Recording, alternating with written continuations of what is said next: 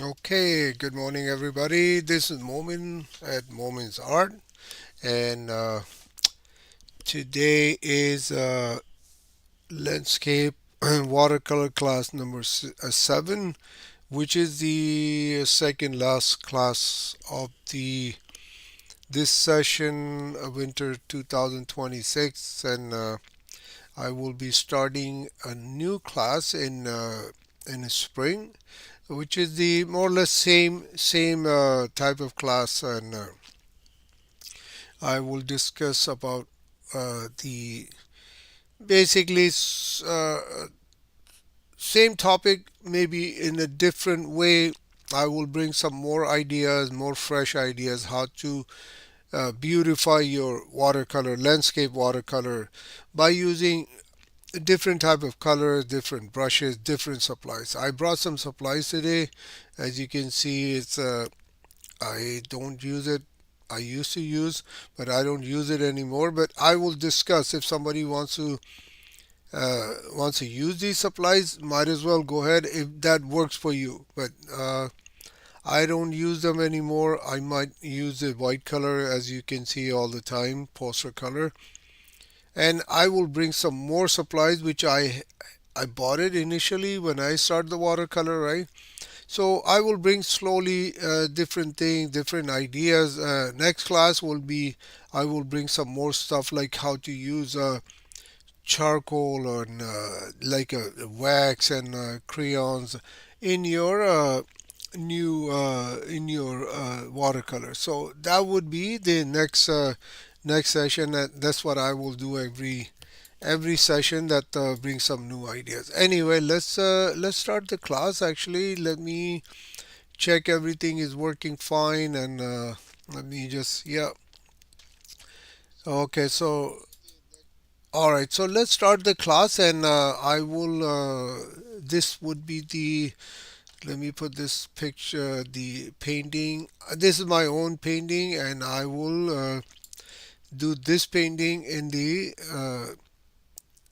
today's demo. That will be the painting for the watercolor landscape. uh, it very it looks not very realistic, not very abstract. It's kind of in between. So, and I will try see if I can explain everything what I did, and I kept it very loose in the background. So, but here, if you are today class needs a little bit drawing and sketching skills, right? If you are uh, new to the channel, new to the videos, please make sure that you can draw a little bit drawing. Not I'm not asking you like super type of drawing and sketching, but just a basic sketching skills required for the today's class, especially on the board. If you can see, the board is the one requires some of your attention of the drawing and sketching. So okay, and let me just take this off from the screen, and I will go and put my other let me put my palette on. There you go. Okay, I will discuss these small things first, and so if you like to use these supplies, might as well use it. Like I said, I don't use them anymore, and I used to use, but I will show you what's the alternative for these supplies also. Okay, let's get this. Okay, so this is the basically, if you can see that this is a granulation medium. A lot of people like to, it's about the texture basically. It's about the texture, how you get some granulation on a paper. So what do? You mix this. When you're mixing colors in your palette, you can just mix this solvent or medium with the your mix and apply to the paper, and see what happens. If you maybe it works for you. I tried it a few times. It works, but not exactly what I wanted, so I stopped it. But let me show you how you granulation Let me just separate this paper here. Let's put this here. Put this here. I will let me separate the paper between the painting and this paper. So let's get this separated. Okay, there you go. Now let me put some video here also on my channel.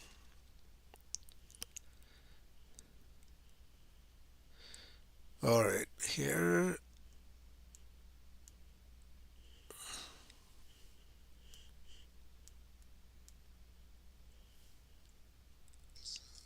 All right, so see that I separate the paper so I can show you guys like what can be done with this how to get this granulation without the solvent or medium. So if you want, like I said, if you want to buy, you can buy it, no problem.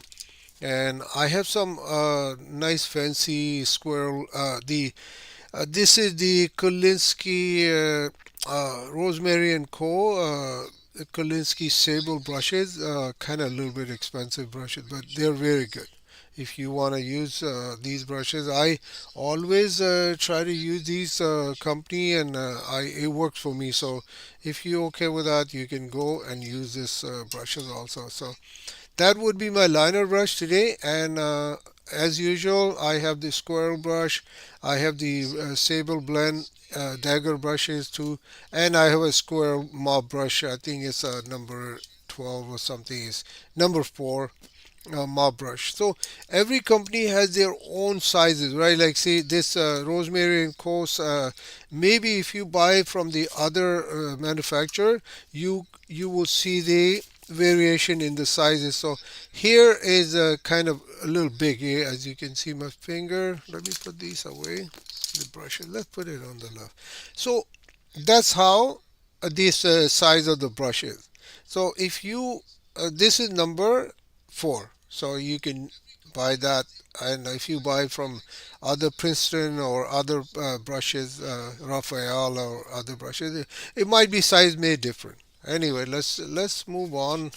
We're not here for this, so I put the brush away. So granulation, I was going to tell you how to create the granulation. So what you do, basically, you go put some, get some yellow ochre, and the paper I'm using is a 120 pound Fabriano cold press, rough surface, and 100% cotton. That's what the paper I'm using. So I put some yellow ochre.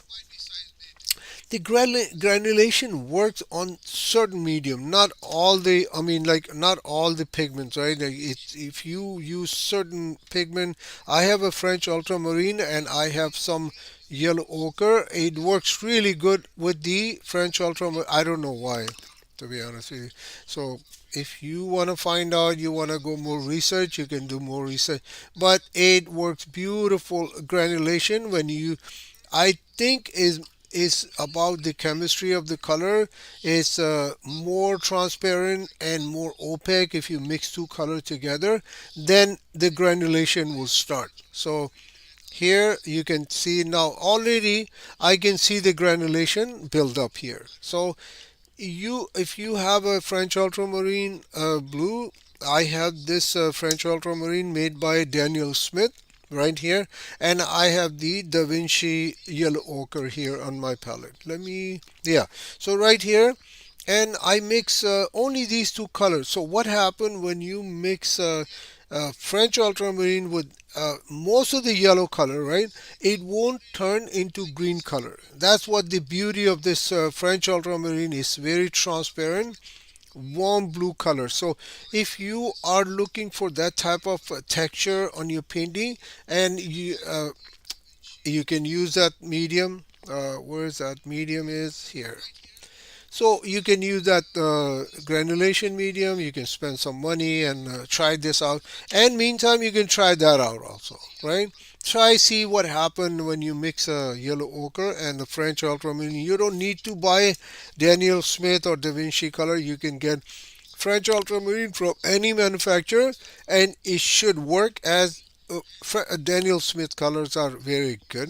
Da Vinci, I use Da Vinci colors, If you using a kind of a student grade color, you might see the result would be different, but try not to use those and get some decent color and use those color for your if you're looking for a granulation on your painting.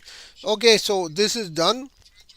Now let's talk about a little bit more soft edges and hard edges and gradation and all this stuff. So if somebody is new to the channel, I would recommend just pay attention. This is the little bit you need that information. So I have a nice cadmium orange here.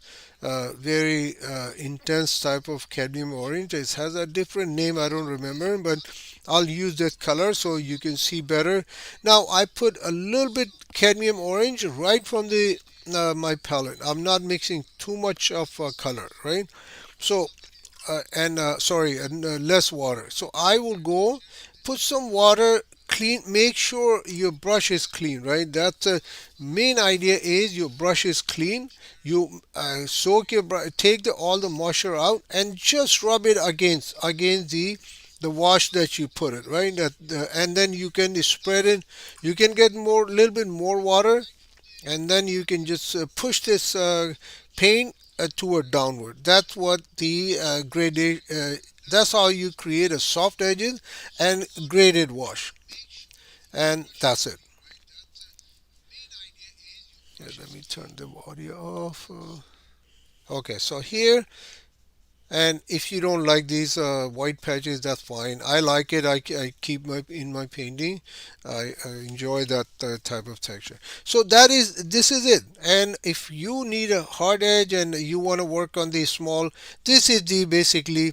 I restrict myself within the at certain point, and I don't need a graded wash, so I need a very solid type of wash which is sitting right here, and I will put some more pigment, less water, and this is the basically the hard edges right there. See, between the graded wash, and if I wanted, I said, okay, you know what, I want to bleed this wash, and I need some softness at this edge, not here, not here. So I will put some water, clean, make sure your brush is clean, and take the moisture out of the brush, right? If the brush is too loaded and you put it, then it will create the problem. So try to train yourself to control the this is the key for the watercolor. So if you don't understand how much water in your brush, and the second thing is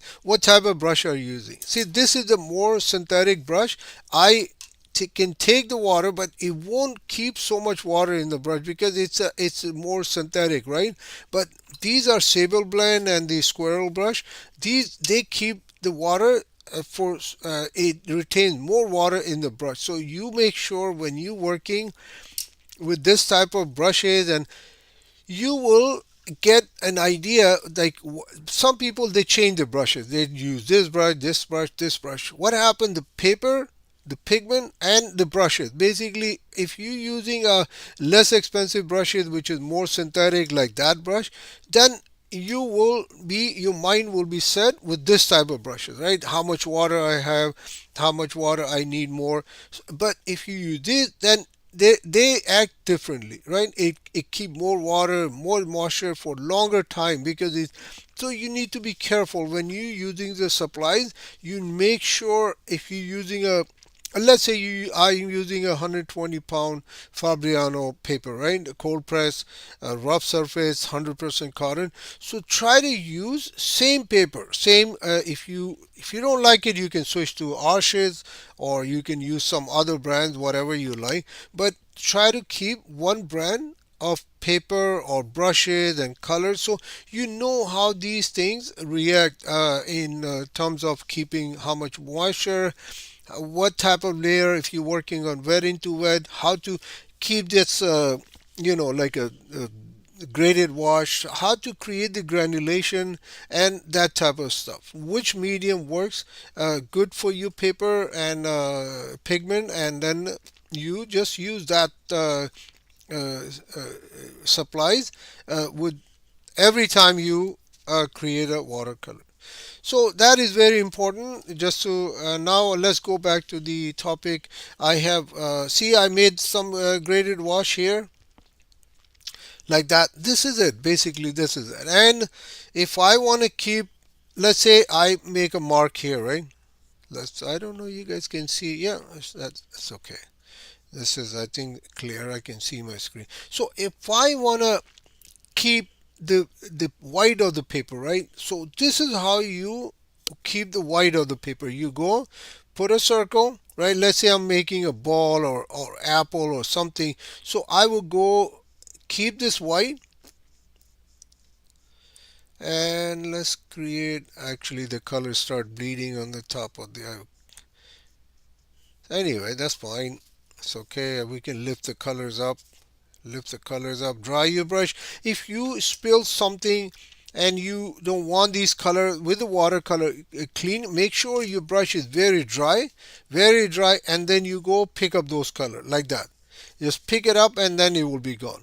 Uh, so you have a chance to fix a problem at some time. It will be maybe like a minute or two. You still have a chance to fix the problem.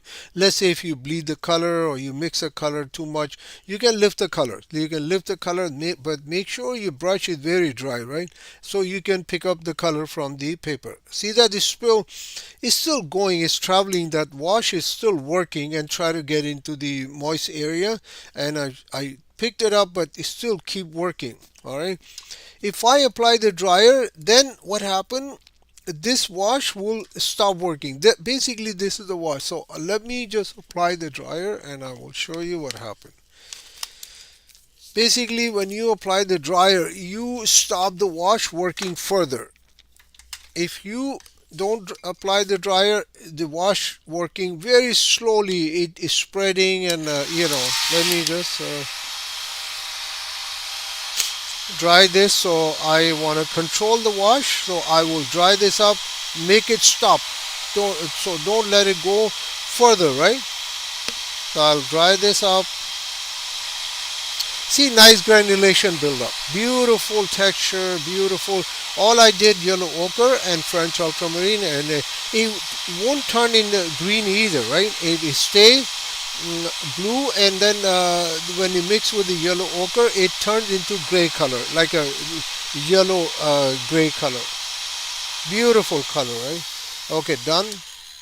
Let's put this away, and I will grab my dagger brush again, which is here. Clean your brush, and then I will go start pick up the color. Now what happened? It dry right now. I have to scrub it and keep the paint moist, and then I can pick it up. That is the only challenge with this when you stop the wash and now you start picking up the color. So here, kind of gone, like not exactly is gone, but see that now I smooth, basically I turn this edge more clean, right? Instead of bleeding the color into the other part of the paper, whatever. So now see that that's how you keep the transparency of the paper, like a white of the paper. I can go grab some purple color. I have a nice purple color in my palette, so I will put some right at the edges of this. This is the second layer, basically the second layer, and let's grab some, mix some color here. I know you make sure when you are confused, you don't know what color is in your palette, put in your palette and try to mix a color here and see what color is that. Because of the white surface, it will tell you right away what kind of a color is that.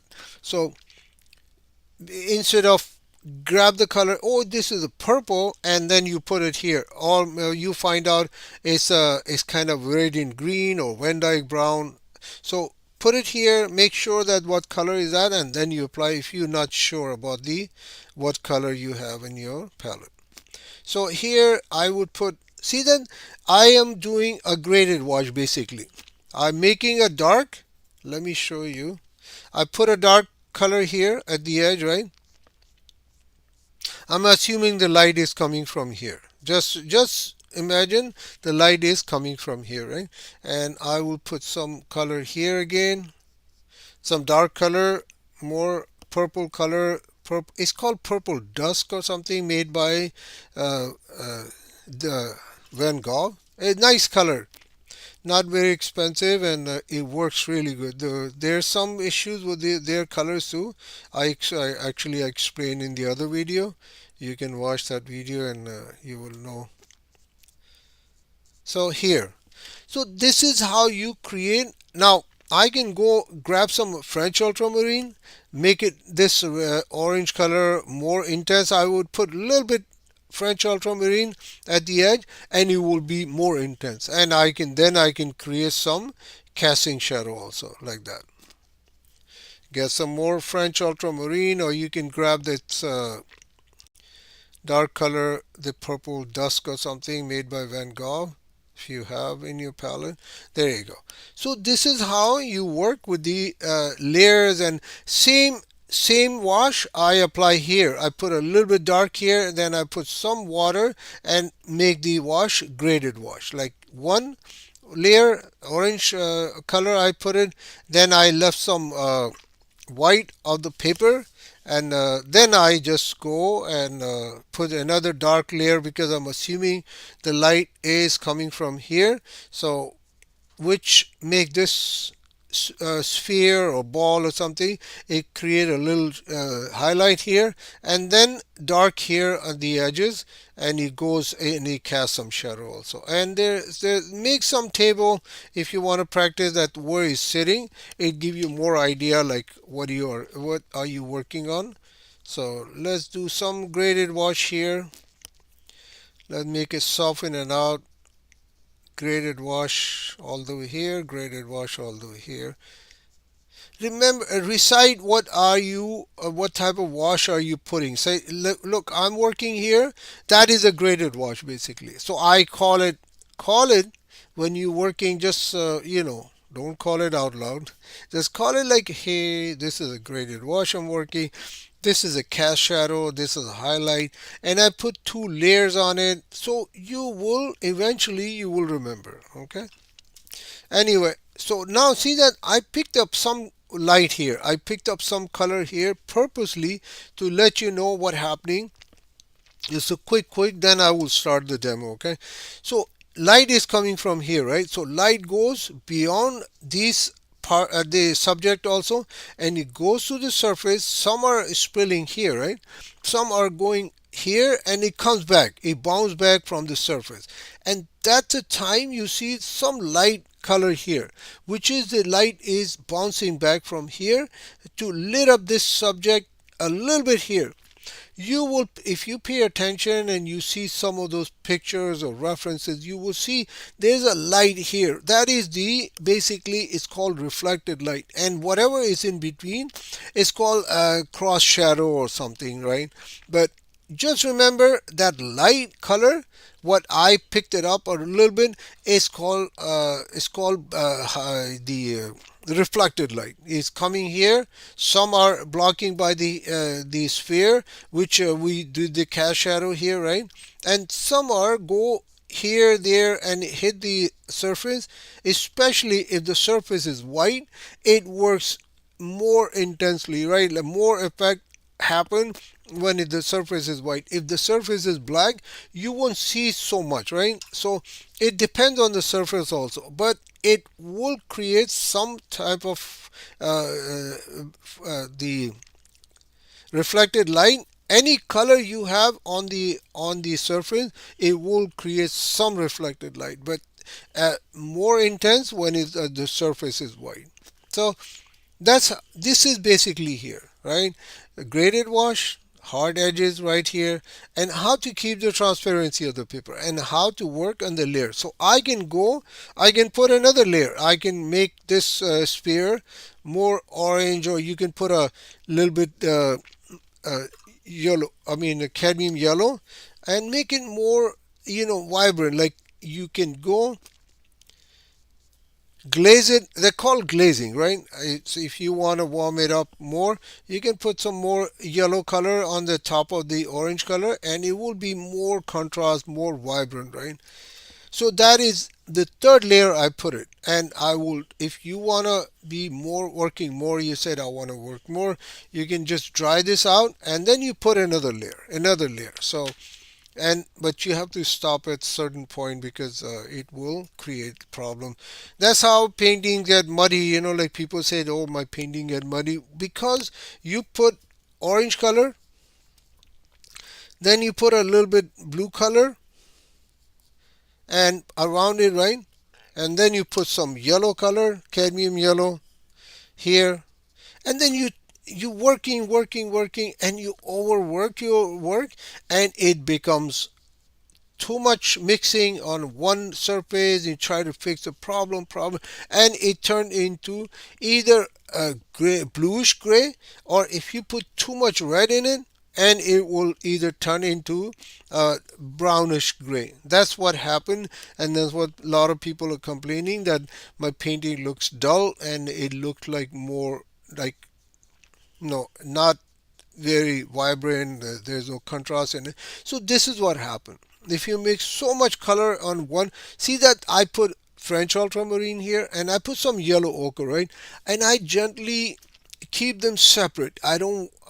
Although I try to show you how to create the granulation, but it's still, you can see the yellow ochre is peeking here, and there's some French ultramarine sitting here. Although I put too much French ultramarine, which is fine because I would try to create some granulation, but see the yellow ochre is still peaking. I didn't block the yellow ochre completely.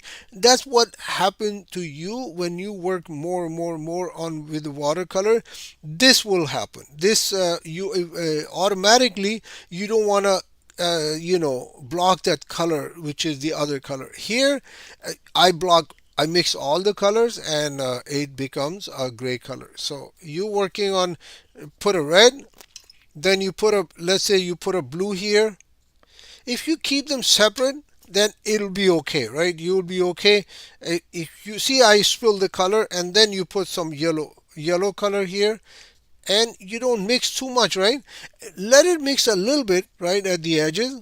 That's fine, it's okay. But if you mix too much, then what happened, the colors would get that type of color. See that, how this color, it's a beautiful color, right?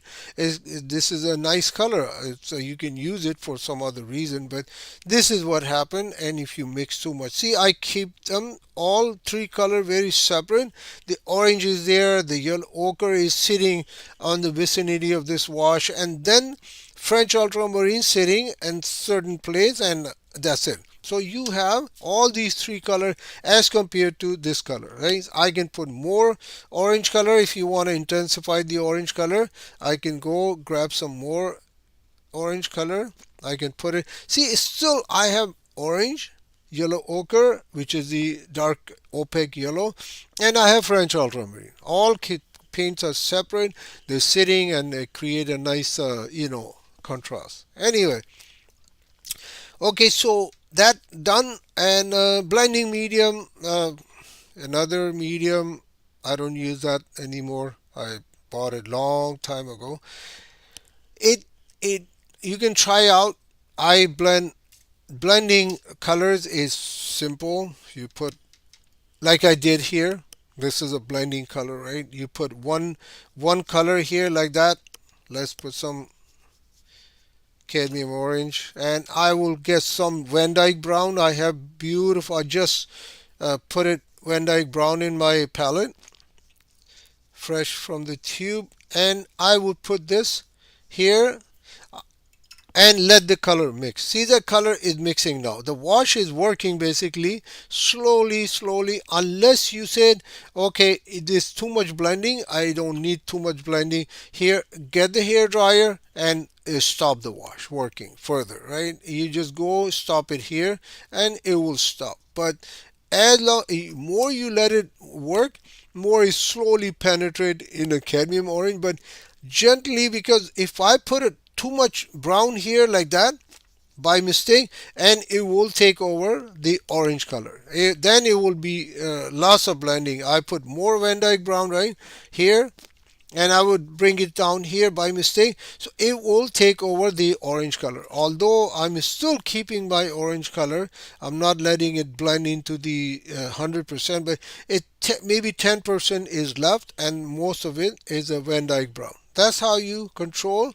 It's same thing here also. So that's what they call a blending color. If I drag my brush more and more, and then see that orange color is gone now. That's how you blend color between two color, and you can use the blending medium. Let's put this away. I talk about the granulation medium, which is here. Now let's talk about quickly. I don't want to take so much of your time. It's okay. So that is the masking fluid. What I did here, it works this. So if I open, if I can open, it's kind of you have to squeeze, and I don't even have no. Anyways, but it's a latex, right? Liquid latex. You can lay down. Let's say you are. Let's say you put a line here, right? Put a line here with the nice cadmium orange, and I would put a line here, and I would put line here. So if you're working on this type of work, and you want to keep these lines open, and you don't know how to preserve, keep the transparency of the paper, then you can use this granulation media. I mean the masking fluid. There you go. Let me extend this. Go into the. There you go. That's how you keep the same thing here, same thing here. So let's say you are more wide spaces, and you making a trees, or you making something that you, let's say you make a boat and you need a mass, you don't know how to keep the transparency, the white of the paper, so preserve the white of the paper, then you can use this medium. You can just put it, and then after, when it's dry and you're done with the painting, and then you rub it off a little bit, it what happened, it creates a very unnatural type of mark, which it doesn't reflect what you do by keeping the white, or you can use the white. If you don't want to deal with this medium, you can use the white of the. I will show you actually when I do the demo quickly. Okay, so let's start the painting quickly, because we only have half hour left. Let's fade out. I'll keep the painting on the side here. Let's keep it on the top because we want to see the palette also, right? Let's keep it on the top. There you go. Okay, so anytime you start the painting, you do get the pencil, right? And just vaguely put how much. Landscape painting is always like that. You need to understand. I spilled some liquid here. That masking fluid, it came out from the bottle. Anyway, let's put it here. Okay, so what happened when you working now? You have to ask yourself a question like how much foreground, how much background. So in this painting, I have the horizon line up here. Just put a straight, not, you don't need to be very straight line, right? Just put a line here, and that's it. So I need more space. Let's say, see the water body here. I need that, and then I need a boat here. So I will draw the boat quickly.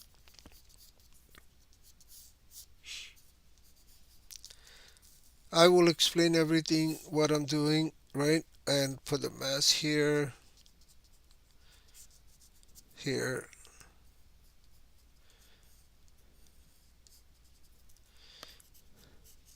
You you need to bring. You have to have some type of whatever objects are you putting. You don't want to put too many objects. Like I said over and over, grouping is very important.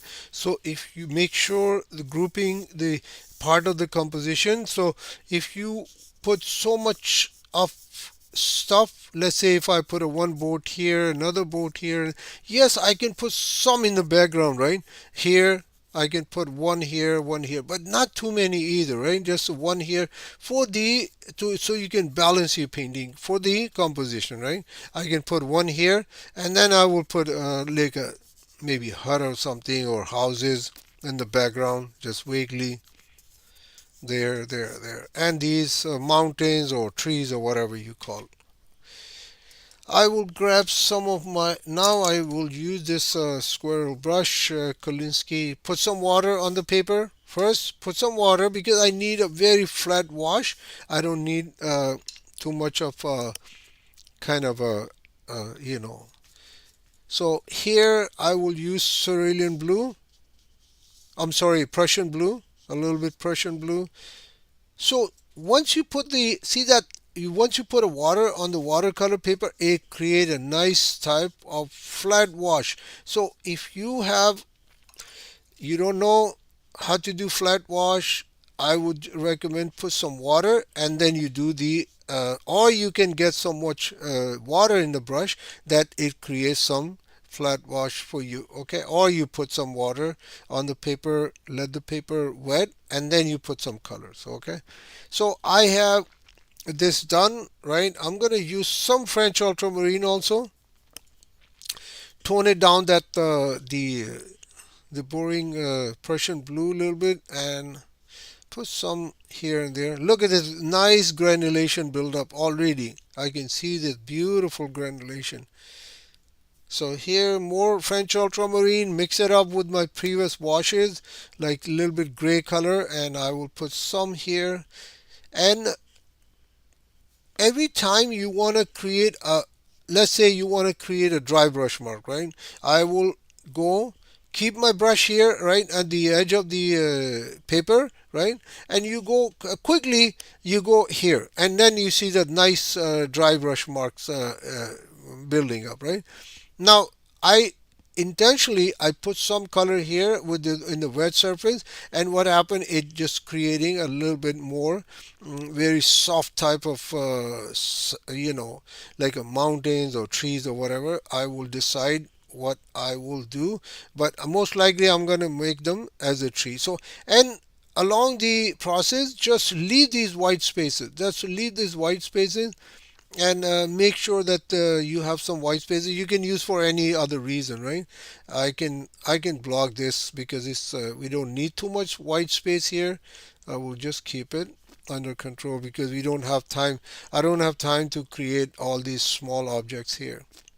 So here, and I will grab some burnt sienna, mix it up with my French ultramarine, and I will mix my nice gray color. I can control my gray color. I don't need to depend on the paint's gray tube or whatever. You can do the same thing, and I will grab a little bit more dry brush here because I need to create some more structure or something, and I will put some gray color here. See that you don't want to copy the painting what I did, right? You need to change it, change the and create your own painting instead of copying. Yeah, you can copy, not a problem. You can use you can for learning purpose, that's fine, right? But for you to understand what the process is, how what happened if I create more structure, more houses in the background. So for that type, you need to understand how it help you, basically to help you make like more. You can learn more about what happened if you add something, you delete something. So I'm using very dry surface because I need some kind of a uh, need some reflection in the water. So I'm assuming this is the water here all the way down here, and it kind of winding down and it end up here. So I will grab some Prussian blue and I will mix with the other gray and tone it down, and I will go put some Prussian blue like this and just go one go, right, and keep it here. Then you keep it here, put it more beautiful dry brush marks would create this sparkle in the water, right? And I will go get some more Prussian blue. I need more, a little bit darker here. So here, keep it like this. On the side here, like that. Don't do too much, otherwise if you do too much then it will go into the board, it will delete something that you don't want it. Unintentionally you will delete. And I get some water, no pigment in my brush, so I will go create some more body of this water here, right there. That's it. I don't want to go too much. If you put too much, you can remember that how you lift the color. If you put so much water or something, then you can always lift the colors, right? But once it's now the wash is done, right? So you can go a little bit glaze it, that brush marks, right? Glaze it a little bit because the wash is very premature. If you put some water in it, let me put some water and I'll show you. So if I put some water here, it will create some cauliflower right there. It's working. Basically the wash is working, and eventually it will turn into a cauliflower. So that is the very danger part of the wash. You don't see, I put some here and it will create a problem here, so I need to fix that. Just go quickly, spread the color and get rid of this. See now, look here, I have to put some Prussian blue, maybe some French ultramarine, and make this space more darker because it's already light, right? Now this is dark, so I start putting some dark color. So a wash goes here, there, and what happened? The light part it remains the same. It won't go anywhere, and it just you try to fix it, and it doesn't work. That's why the it's good. Cauliflower, no problem. I like it. I create intentionally sometimes cauliflower, no problem. You can, if you don't like it, you don't, be careful with the putting water on the paper. And I will use some Viridian green. I have no, sorry, I have a sap green in my palette. I will mix with my previous mix, right, and get some nice green color in the front of this water body, because the water gets greener when you come close to the shore. And not just because of the what happened to the water, but you need to create some kind of a variation in the water also. It looks good as when you're working on this type of painting, you need some more, not just a blue water.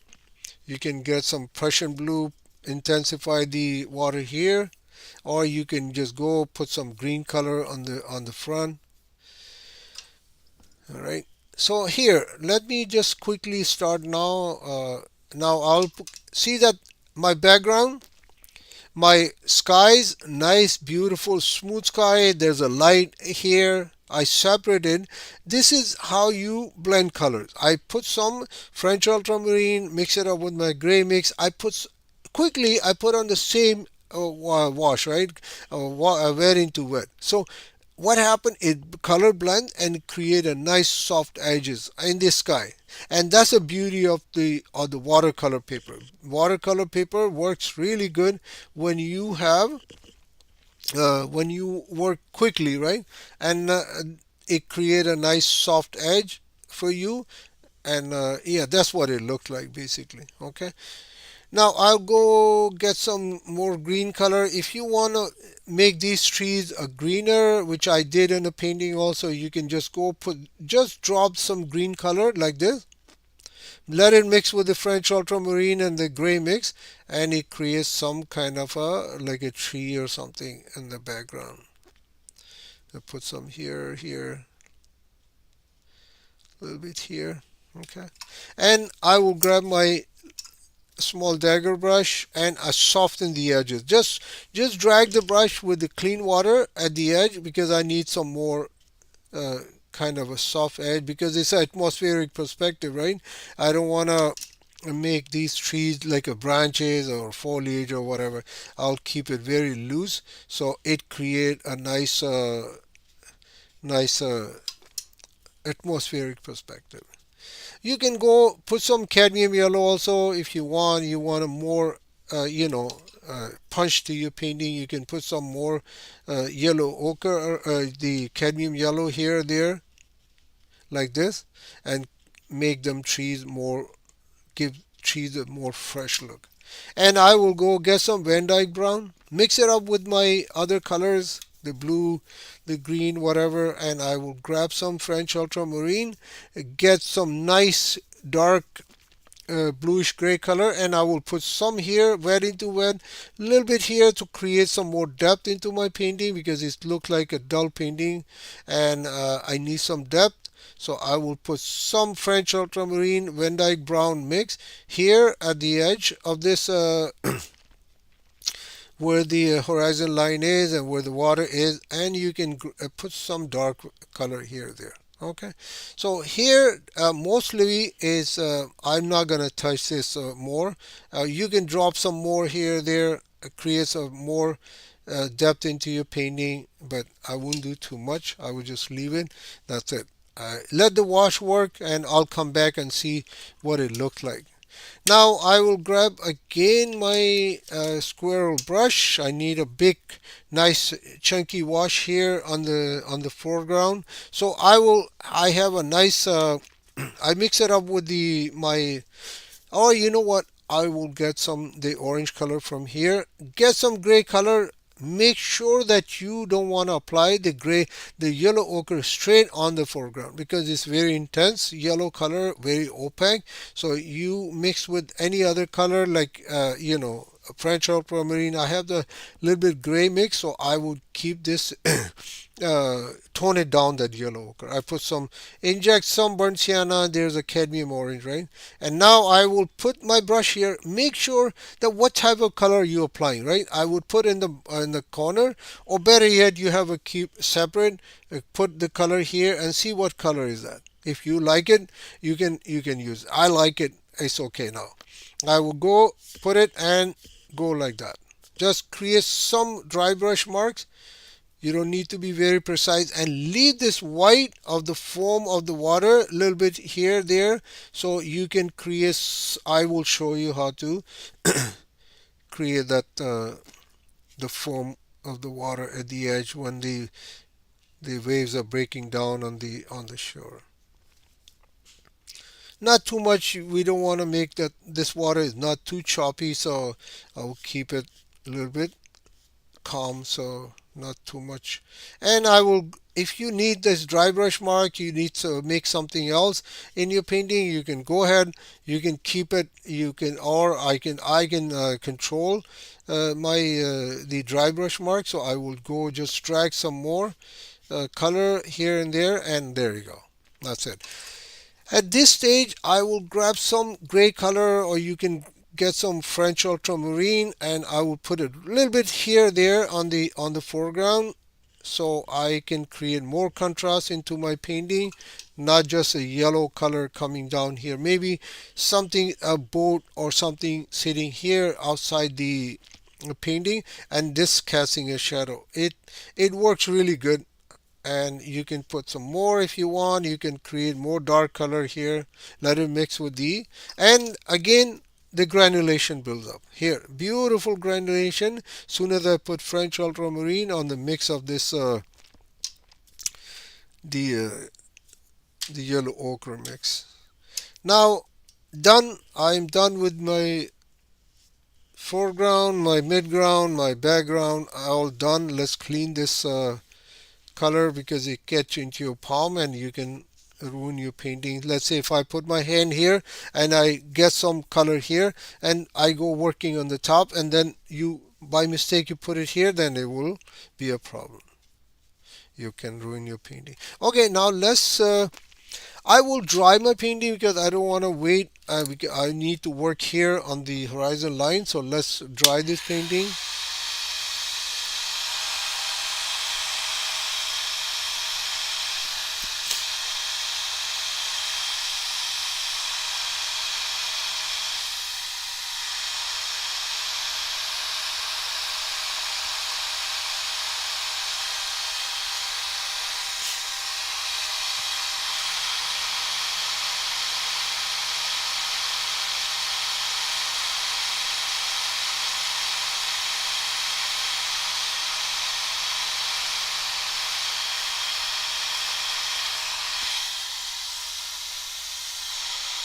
Okay, that's enough. And now it's time to do some jewelry work, right? And I will grab some this nice beautiful orange color, and I will you can put some cadmium yellow if you want on the board, and here like that. Keep some white space open because I'm assuming the light is coming from this side. So this side of the board will be darker and it will cast some shadow. So you can put some white color here if you need to be more paler here and you want to keep it more white. You can always pick up the color and just keep it light on this side. So I will put a little bit cadmium yellow, and I will put some cadmium orange here on this side. Let's paint the board quickly, and I will go put some here, right? And you want to keep these white here. You see that white here? If you don't know, you can use the masking fluid which I discussed earlier. You can use that. You can keep that white because the light is coming from here, the trim of the board, the hull of the board here on the front, and then it will extend it up to here. So this will give you a chance to create some light, some depth, some volume in your painting, right? Now I'm done with the board, right? I can go grab some Van Dyke brown, mix it up with this orange color, and I will start putting some dark color here, like that, a little bit here and there. And then you can cast the shadow also if you want at the same time. If you want to go with, and I will cast the shadow of the mask also, which I didn't erect, right? But I know the mask will be here, so I will see. This is what I did actually, and I will put some like a rope shadow also. And meantime, I have this nice brown color, so I will create some boulders or something with this white patches. Just put a little bit, create some more interest in painting, more depth into painting like that. That's against the white. Soon as you put a white against the dark color against the white, and just smudge it. Get some yellow ochre if you need more nice like color, like a boulder or something. You can just put a little bit here and there, just quickly. You don't need to be very precise. Just put a little bit here and there, and it create a nice illusion of the something, rocks or snails or something sitting on the shoreline. And put some lines here, just energy marks here, and I will put some dry brush mark here also, more darker value, so it create more drama to you in your painting. See that what happened? I put some French ultramarine and it get died down. It's kind of a become lighter. So what I can do, I can put some more, and I will create some more dark value here like that, and make sure it get lighter, I mean darker. So, and I will create some soft edges. Get some Van Dyke brown, put it here. Get some French ultramarine, make it very dark color, and I will put some right here at the edge of this board, because the where the light is going less, you want to keep this darker as possible. And some light again, same thing apply here, because the some light is going behind the board and it blocking the board, and some light are going on the ground coming back. So that part of the board which I will uh, lift the colors here, and this part at the edge of the board will be lit up because of the reflected light, right? And the board is like that, right? Like if I see the board is curved, right? Like this. So what happened, the reflected light, it works really good here if you can create. And then the top will be darker, the top will be less, although there's a light going on the top also, but here is very intense, so you create that. And this side is blocking the light, so I will create some dark value. I need more contrast. It depends how much contrast you need in your painting, right? If you need too much contrast, you can put too more dark value, let's say more French ultramarine and all that. You will create more dark color in your painting. I will grab some cadmium orange, and I will work here a little bit, create more to that. The board is the most important in your painting. That is your focal point. So you have to be a little bit careful here. You don't want to do overdo or something. The board, you want to keep the board as beautiful as possible because this is the focal point of your painting, and you can work at the end if you want. You can go slowly and work at the end if you want. It's up to you. But I have a chance because I had some colors in my palette. I like to use it. Don't want to go let it go waste.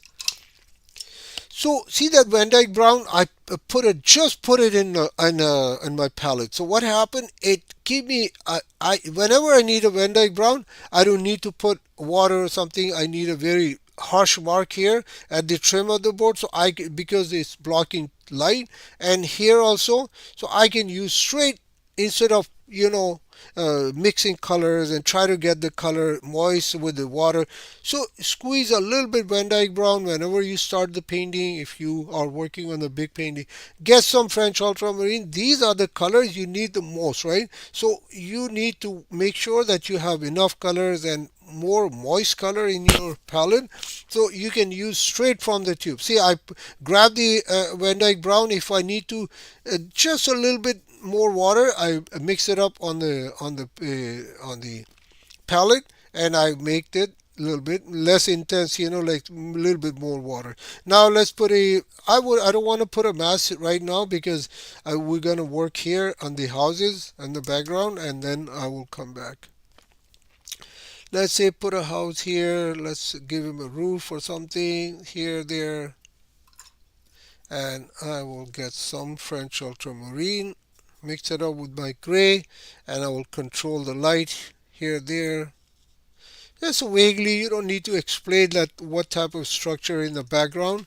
Just put some white patches and create some, like if there's a structure there or something like that. And I will put some gray color here. Let's create some light. Let's create a light effect here. Put some windows and clean your brush. Make sure your brush is clean. Let's put a little bit orange color here, maybe a heart or something. Put some, let's see, I have a Viridian green in my palette. Let's use this and create some more something here on this side.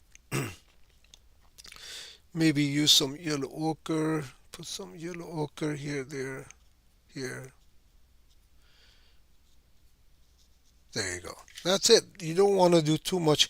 Put some little bit yellow ochre at the edge. Maybe replicate the sand or something on the edge of this shore horizon line. Here. That's it. I'll go grab some orange color, and I will make sure this house, I want to keep it nice and clean. So grab some Van Dyke brown, get the little bit, create more depth. Let's put it like this, and I would create this house a little bit more. Let's put a door here, and then this house also. Just a little bit more dark value. Put the dark value against whenever you want to create you want to separate two structure, and without drawing a line, you go put some dark value, right? Because you're not working on a portrait or something, right? It's just a very random type of sketch landscape, so you can use that color. See, I bleed some color, so I will lift it up. I don't like that, so you lift it up quickly and done. That's it.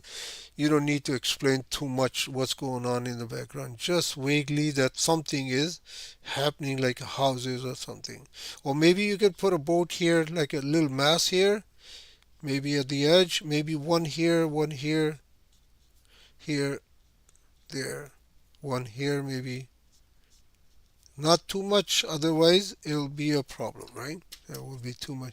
So I would just use some orange color, put in a board. I put the Van Dyke brown, but I can put right on the top of the Van Dyke brown, and it will create a little bit dark type of boards here because I don't want to see like a black boards in the background. And that's it, done. I don't want to go work too much. I'm done with this, and background is done unless I need some more. So I'm gonna grab some French ultramarine, get some more gray color, and I wash my brush. I take out the moisture and put again these, the sparkle or maybe waves or something. Create some more volume into these waves like that. Just to go a little bit inside, underneath here, a little bit. The foam is casting a little bit shadow, and go a little bit into the foam also. Just a little bit like that, and it create a nice volume here that like there's a foam or something casting a shadow because it's just a foam, right? And it you don't want to go too dark, otherwise it will be creating a little bit problem for you, so you have to be careful. Okay, automatically I didn't put a white color so far in my paintings. I'm keeping the white on the paper and working with the white, and that's it.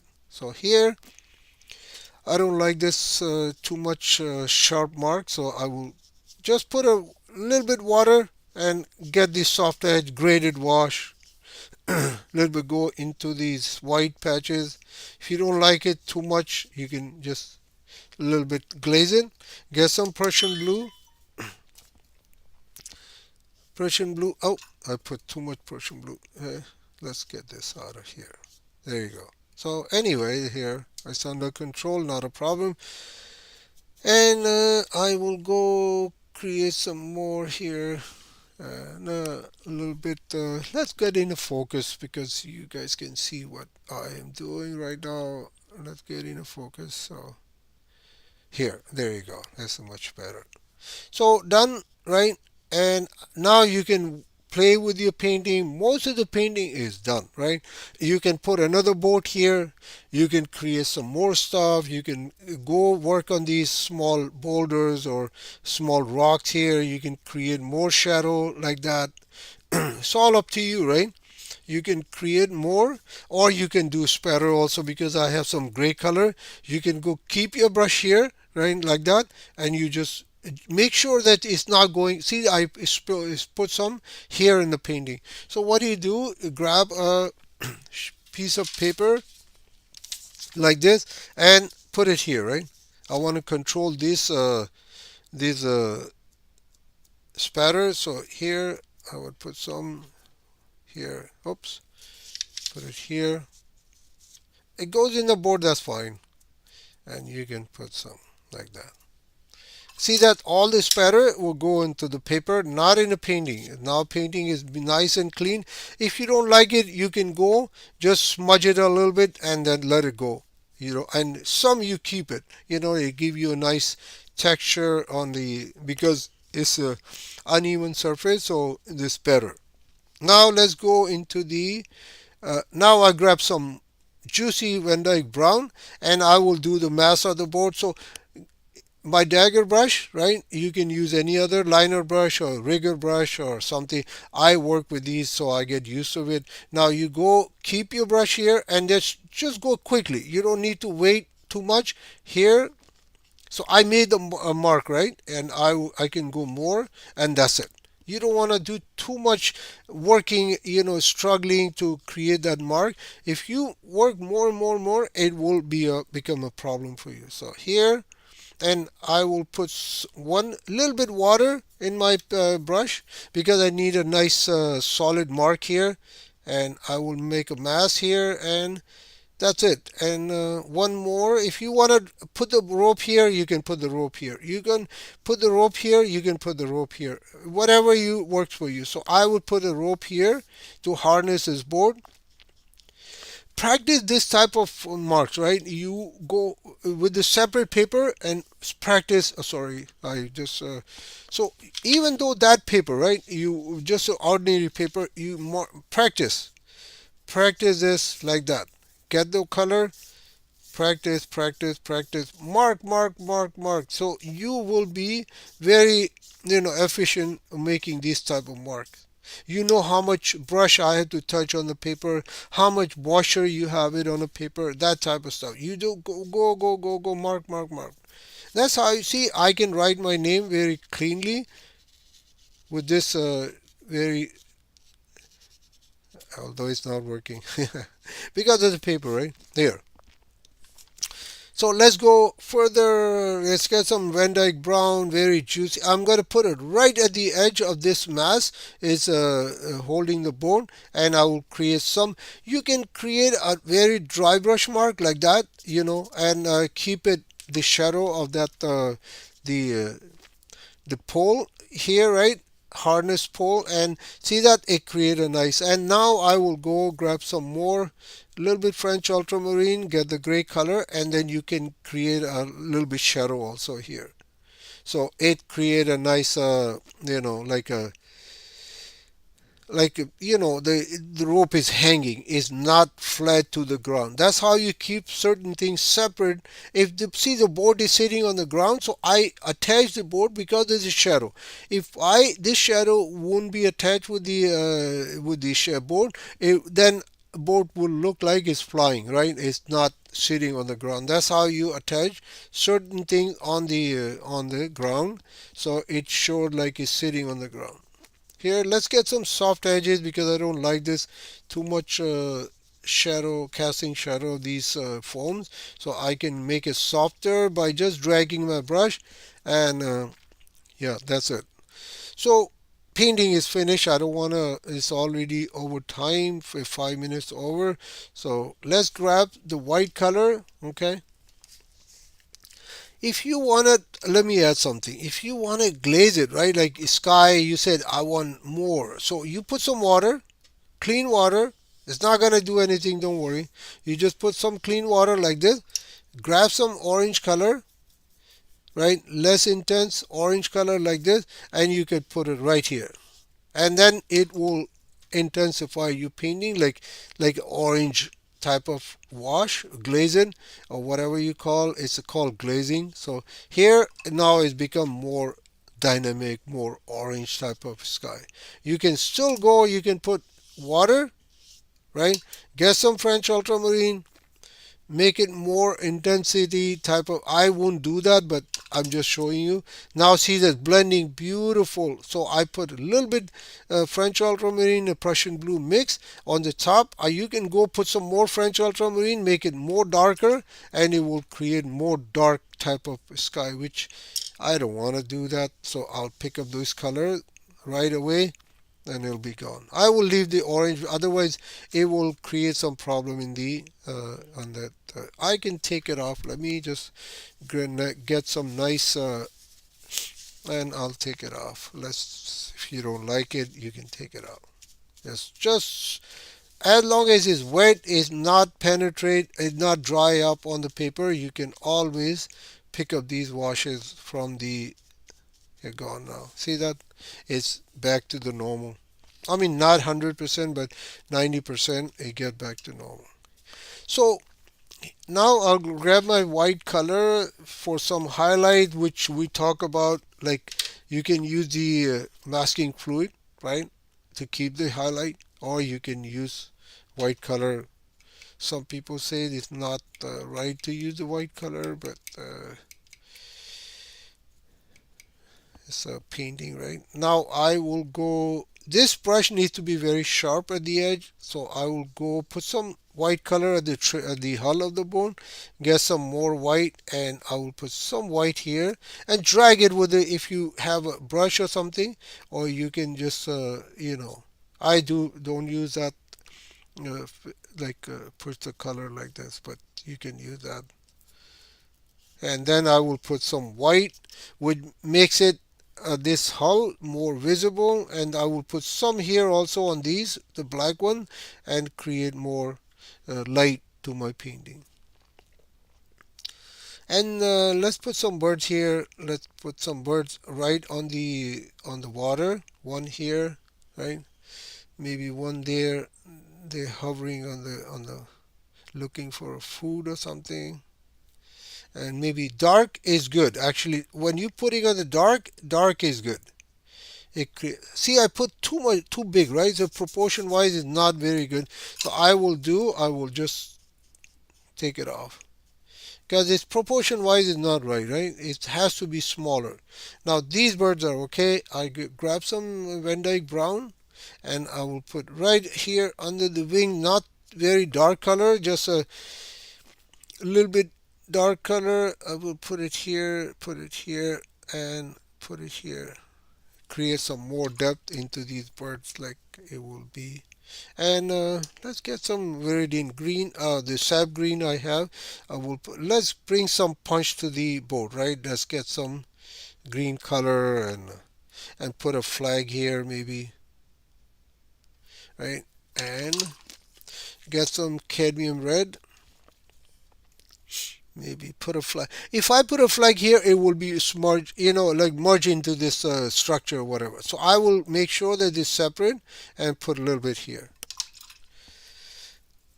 So these are the things you need to train yourself for this type of work. And if you need more contrast in your painting, you can just, and you need to keep things separate. You just put it away from the busy area of the painting. See, I don't like this mask here. I will just kill it. I would put some or smudge it or let it go. So that's it. I guess I don't want to do too much in a painting. If you want, you can go grab some Van Dyke brown. Put some birds here on the horizon like that. If you want, you can do it. You can go so much. You can put some stuff. I can go grab some green color, put it here, energize the painting. Like let's say net or something, anything on the ground, right? Like keep it more interest into your painting. Just vaguely put it, and that's it. Leave it there. Maybe some purple color. If you have a purple color, you can put a little bit purple color here. I have a purple dusk, so I can just put some purple dusk. Okay, so that's it. That's today's painting. I hope you enjoy the process. What is involved with these white color and the highlight, the layering, the reflected light, the keeping the depth into your painting, bring more contrast, bring more volume, how to lift the colors, how to keep the white of the paper, what is the dry brush mark, what is the graded wash, what is the hard edges, how to create the spatter. All this you need to assemble. You need to make sure that everything is working in the painting. Although you can change it. You don't need to paint what I like to paint. You can change it. You can do something else. You can reduce this structure in the background. I would put another boat here instead of putting too much structure. I would make my painting busy here on the foreground, not in the background. So you can do that, or you can whatever. You can put a boat here, make the water less choppy. You can take out the dry brush marks, keep it very even, nice, calm water. Put some birds here if you want, since it's a kind of a water body and we're looking at the rural uh, type of painting. So I would keep these birds in the picture also. Okay, so anyway, let's keep it in a focus. This painting, I will zoom it in, and so you guys can see what I did today. And there you go. This is what happened with the all this talking and painting. Let's take out this painting from the picture. Oops, sorry. Let me just. All right. It's.